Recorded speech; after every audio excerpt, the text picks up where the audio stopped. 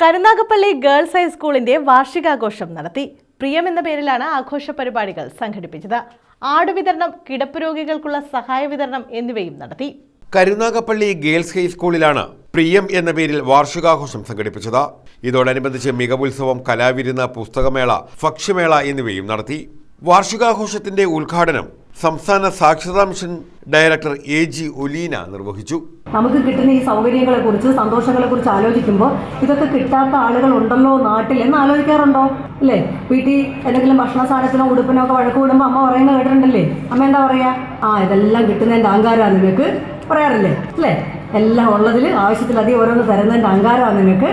ഇതൊന്നും കിട്ടാത്ത, അന്നം കിട്ടാത്ത കുട്ടികളുണ്ട് നാട്ടിലെന്ന് കാണും. PTA പ്രസിഡന്റ് BA ബ്രിജിത്ത് അധ്യക്ഷത വഹിച്ചു. P ശ്രീകല സ്വാഗതം പറഞ്ഞു. Taluk library council secretary V Vijayakumar മുഖ്യാതിഥിയായിരുന്നു.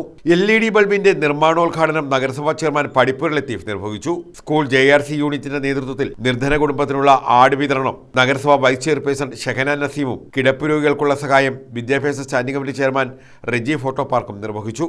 ആരോഗ്യ standing committee chairperson doctor P Meena, school manager L Sreelatha, VP Jayaprakash Menon, KV Mohankumar, Susmitha PS, G Dileep, G Mohanan തുടങ്ങിയവർ പങ്കെടുത്തു.